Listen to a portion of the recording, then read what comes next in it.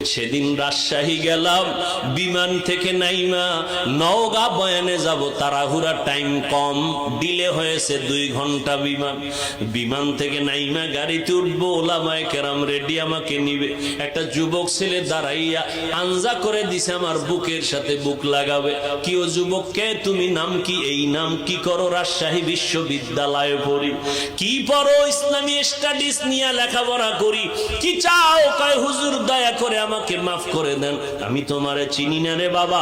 কিসের মাফ? বলে আমি আপনার বিরুদ্ধে বহু লেখালেখি করেছি, অজস্র ভাষায় গালাগালি ফেসবুকে করেছি, বুঝি নাই হুজুর, আমারে আপনি মাফ করে দেন।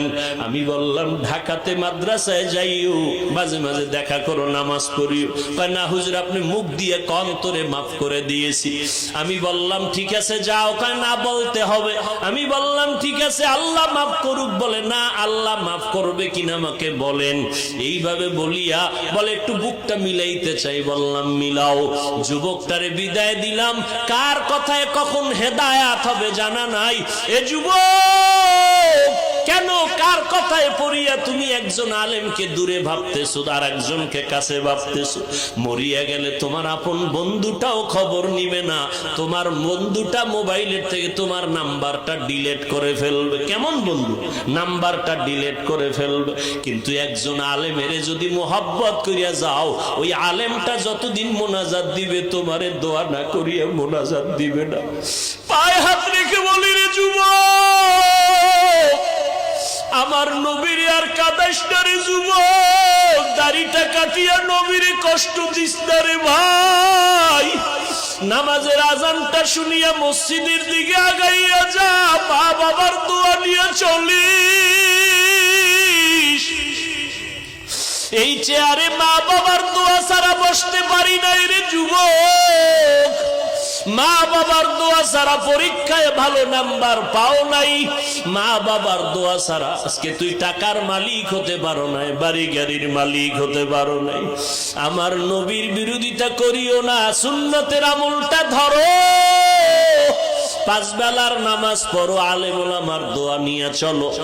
অন্তরে তওবা করো পিছনের গুনার কথা স্মরণ করে। আল্লাহকে মনে মনে ডাক দে আর বলো, দয়ার মালিক, আমার মতো গুনাহগার এই প্যান্ডেলে মনে হয় কেউ নাই। গুনার কারণে আমার হাত না পাক, আমার চোখ না পাক, আমার জিহ্বা না পাক, আমার অন্তর না পাক। আল্লাহ আজ তওবার নিয়ত করেছি, আর নামাজ ছাড়বো না, দাড়ি কাটবো না, মা বাবারে কষ্ট দিব না, আলেমদের বিরুদ্ধে যাব না, নবীর সুন্নতের বাইরে চলবো না, মা বাবার দোয়া নিয়ে চলবো। ওই মা বাবারে কষ্ট দিস না রে যুবক। ওই মা বাবারে কত কাদান কাদাইছো, তোর কথায় পড়িয়া কত মা কত বাবায় জানি গোপনে কান্না করেছে। আজকে বাসায় গিয়া মায়েরে পাইলে গিয়া বলবা, মা মাথায় হাত দিয়ে একটু দোয়া করে দাও, আর গুনার কাছেও যাব না। আমার মতো কত যুবক লাশ হইয়া গেল, বাসের নিচে যুবকের লাশ, পানির নিচে যুবকের লাশ। কোন দিন মরণ হবে জানা নাই। আজকে একজনে খবর দিল, আমি তো ফেসবুক চালাই না, জীবনেও বুঝিও না। একজনে আমাকে একটা লেখা পাঠাইলো যে স্কুলে গরমের কারণে একটা ছাত্রী মরিয়া গেছে। জানছেন, অনেক ছাত্রী মরিয়া গেছে।